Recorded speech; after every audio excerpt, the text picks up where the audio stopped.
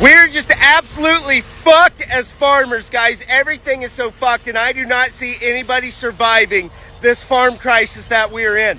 Guys, look, one of the best splorn crops that I have ever raised in my life.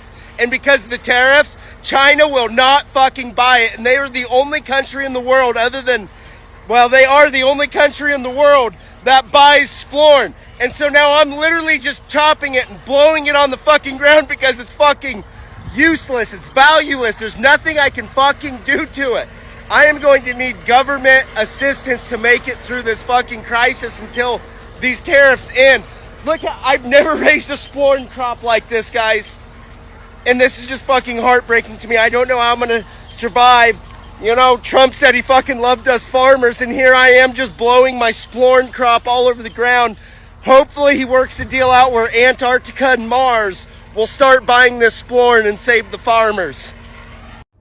Regarding all these farmers that are now crying about possibly losing their farms because they voted for Trump, this is why you absolutely should not feel bad for any of these farmers that voted for Trump. Now, the ones that didn't vote, yes, feel sorry for them, go support them, do whatever you need to do. But the ones that voted for Trump, do not feel sorry for them, and let me tell you why.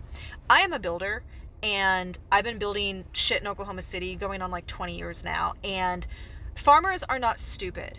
If you have the ability to manage a farm and understand the weather, the climate, your machinery, the chemistry that goes into your crops, you are not a stupid person. You're just not. And especially when you come from generational farming, you have the ability to look ahead and predict what you need to survive. And so when you have two candidates where you have Kamala Harris on one side giving you a whole fucking list of shit that she's going to do for you and make your life better, and then you have Trump on the other side who can't even come out with a normal sounding sentence, and you still vote for that guy, and you are a farmer, you are either racist or sexist or both. And they're only crying now because now they are being treated exactly how they voted for other people to be treated. Got that? They are being treated how they voted for other minorities, people of color, everybody else, poor people, sick people. That's how they voted for other people to be treated. And now they're the ones being treated that way by losing their livelihood, their homes, their income, their farms. So do not feel sorry for them. This is exactly what they had coming. Quick follow-up as to why exactly would Trump be doing this to farmers anyways? And I'm guessing 99% chance it's because he wants to bankrupt farms so his corporate buddies can come in and do a land grab. Basically what you have been seeing the last few years, major companies buying up a bunch of rental houses and jacking up the price of rents, and it's all going to corporations. It's probably something similar to let these farms go to foreclosure and his corporate buddies be able to come in, swoop them up, and now you've got bigger companies involved in more of our day-to-day. They voted for Donald Trump, and now they're losing everything. Let's talk about it. I want to tell you the story of Brian and Brad Watson, father and son, farmers in Pennsylvania. They voted for Donald Trump, and now they're losing everything. Their story was recently covered in an article in the New York Times titled "The Last Days of Butter Ridge." It's a lengthy piece, and I will put a link in the video description below if you'd like to read it yourself. I'm going to read just a part of this article, and then I have some comments I'd like to make. Now, I will tell you that this article is written in such a way as to make you feel sorry for Brian and Brad. You can feel for them however you like, but I will explain to you what I think of Brian and Brad when I'm done. Let me read just a little of this, and then I'll have some points to make. Brad Watson, 41, awoke without an alarm at 5:30 a.m., strapped on his headlamp, and headed to the barn. Cold air leaked through a small gap in the boards, and he stuffed a paper bag into the hole to block the wind. He knew every detail of the barn in the morning. Hay shifting beneath his boots, heat rising off the cows, the way the milking equipment froze against his hands. He walked through the stalls to greet each cow by name, and then stopped. It was Meg, a purebred cow, one of his best. She had flipped over her stall in the night and twisted in her chain, strangling to death. He knelt to touch her head and then kept walking toward the milking parlor. More than 90 other cows still needed to be milked, twice a day, every day. And that work never stopped for a weekend or a vacation or a dead cow or any other crisis during a winter in which his family dairy business was beginning to unravel. He guided the cows into the parlor one at a time, patting their flanks to help them stay calm. "Come on, girls, settle down," he said. He hooked each one up to a machine and watched the milk start to flow as he ran through the numbers again in his head. His milk check came every other week, and it never covered his bills. Feed, fuel, fertilizer, all had nearly doubled in recent months. Lately, he was losing several $100s each day, and without Meg, the math would be worse. Brad attached the next cow to the machine and texted his father, Brian Watson, 62. "I can't keep going like this," Brad told him. "I could make more by picking cans up off the road. I'm done." It's Joe from Georgia. So this is news out of Texas. But folks, these are alarm bells ringing for the entire United States. And our government is not listening. Overnight, multiple farms in the state of Texas completely shut down. And the reason for this shutdown was because they have lost almost 100% of their workforce. Now, we know this is the result of the immigration raids and stricter enforcement, but the ripple effect is going to be felt all the way across this country. Now, you've got crops that are rotting in the fields. You have livestock that is not being attended to at all. And that takes a lot of personnel. And we're talking, so now we're getting every area of food to include meat. And the communities that surround these farms, those businesses and those people who depend on the income from these farms, it's creating disasters for small communities in Texas. Now, this is not stopping at Texas farms. This is going to end up all the way across America, especially in the breadbasket, the middle of the nation, because they have tons of immigrant help. But folks, the alarm bells are ringing. Your food on your plate is being affected. So you got to think about it. It won't be soon until either prices go ridiculously high or... Are you angry? Oh, yeah. Oh, I'm totally mad. There's no reason for it. This is absolute stupidity. This is a man-made crisis caused by Donald Trump, period. John Bartman is a soybean farmer whose family has been working Illinois land since before the Civil War. This year, his crops, diligently planted, meticulously cared for, are losing their value. This is a yield monitor. This allows me to see instantly what my yield is doing. So this is 4,134. So that's roughly $40,000 worth of soybeans that we have harvested. And a couple years ago, that was easily $60,000. So that's a major change. This is the economics. It's what we do in this country. We export food. And we can't do that right now. Soybeans are the largest agricultural export from the U.S., valued at more than $24 billion last year, 52% of which was exported to China. But this year, soybean exports to China are down 51% compared with the same time period last year. The drop comes as China stopped buying soybeans from the U.S. and an escalating trade war. President Donald Trump insists farmers will win the trade war. Posting on Truth Social October 1st, "We've made so much money on tariffs that we are going to take a small portion of that money and help our farmers. I will never let our farmers down." John Bartman is skeptical. Bailout's not going to do it. Bailout, unfortunately, we need the money. Once you lose a customer like China, can you ever get them back? I sincerely doubt it. Why would they? So that's what we got for American farmers, is zero empathy. We want them to fail.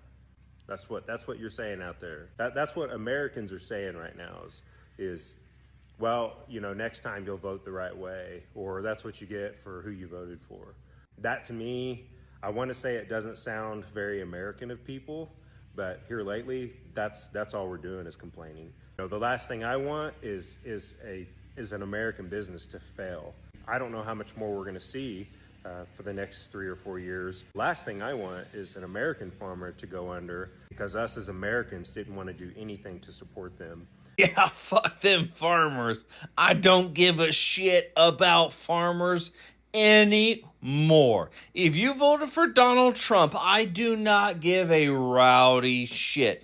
We voted for you. We voted for you to have your crops as a part of children's lunch. We voted for you to be part of world aid. We voted for you to keep your farms.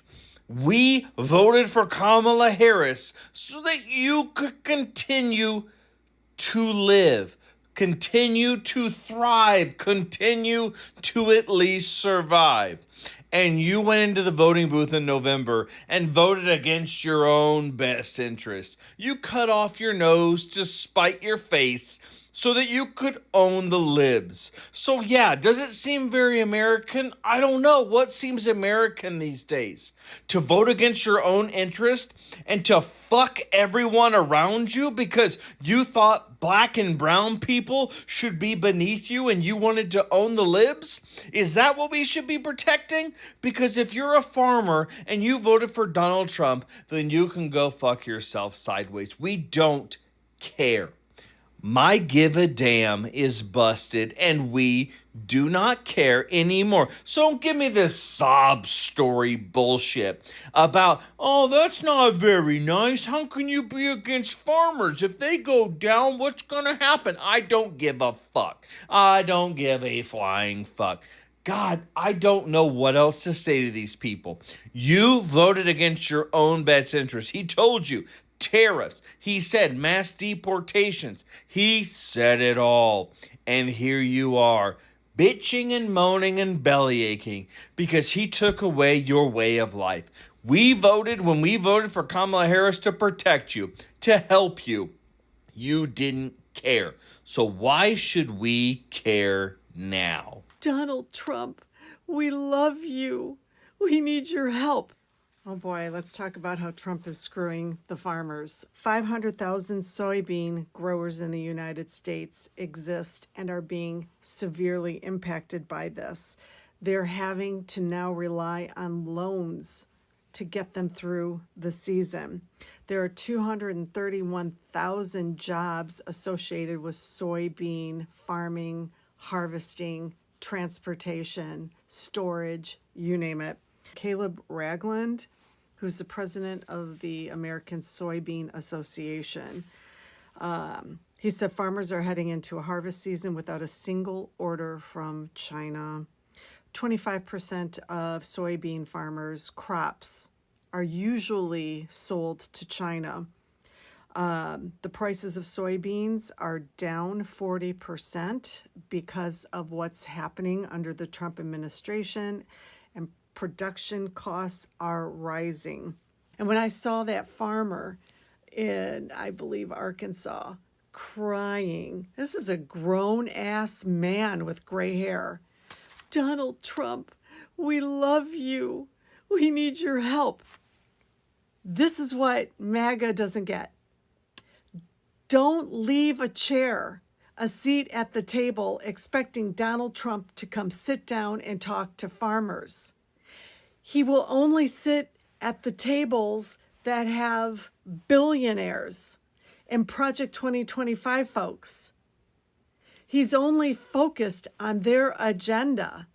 And the Project 2025 agenda includes changing the American farming industry that's going to fucking screw every American farmer. Hi guys, welcome back to my channel. I hope you are doing great wherever you are watching us from. Let's be honest for a moment. When you hear about farmers struggling, it's easy to think that's their problem, but it's not just their problem.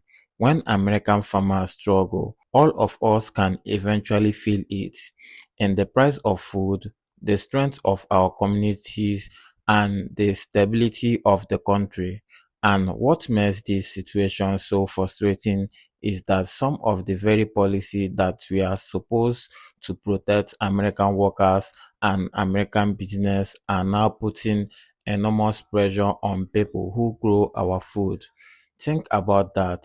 A farmer spends an entire season planting, watering, fertilizing, and working from sunrise to sunset. Then, after all the work, he discovers there may not be a profitable market for what he produced. Imagine growing a beautiful crop and then having to destroy it because the customers who used to buy it can no longer afford or no longer want to buy it because of a trade war. That isn't politics anymore. That's somebody's livelihood. And then there is the labor problem. American agriculture has depended heavily on immigrant workers for generations. These are people doing difficult jobs that many Americans simply aren't lining up to do. So when immigration enforcement suddenly removes large portion of the workforce, farms don't just lose a few employees.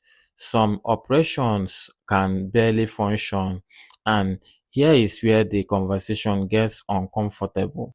A lot of farmers supported politicians promising tougher immigration enforcement and aggressive trade policies.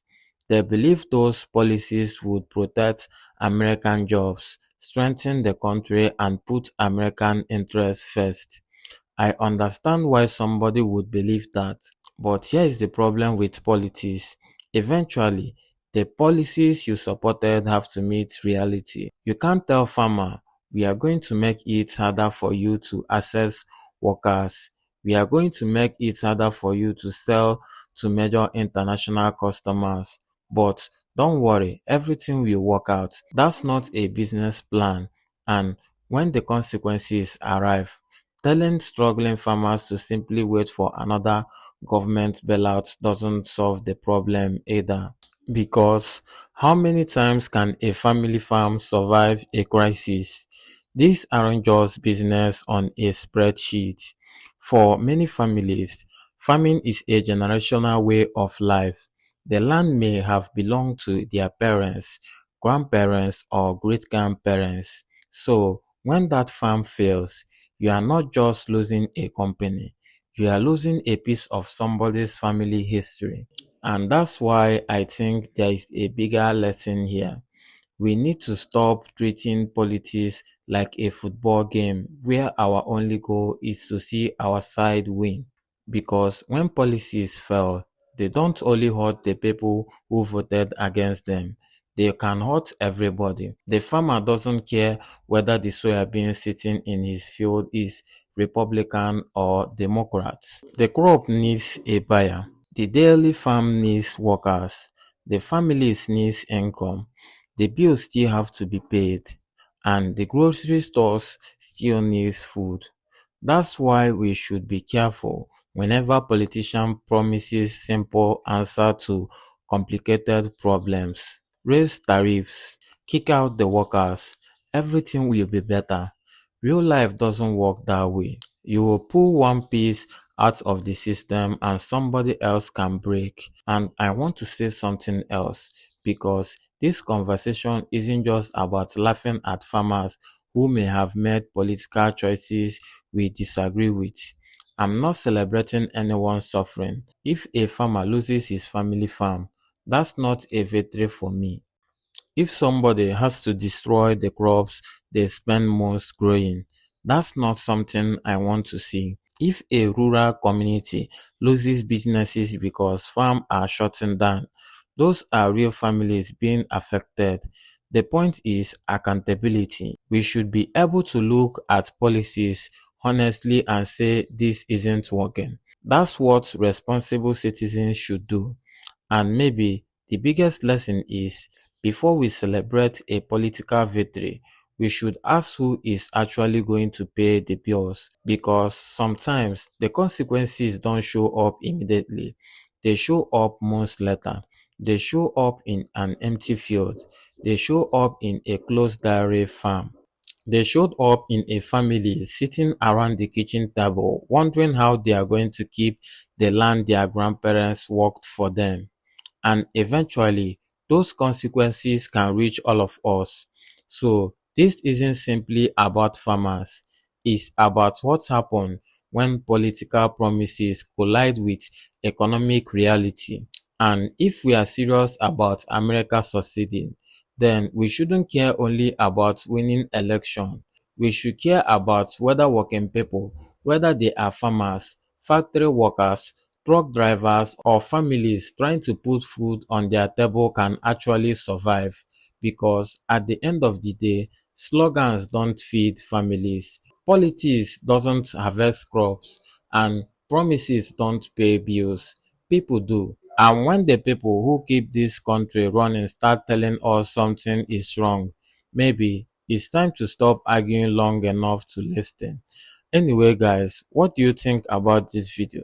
Drop your thoughts in the comment section and don't forget to subscribe to my channel, like and share the video to help the channel out. See you in my next video. For now, peace.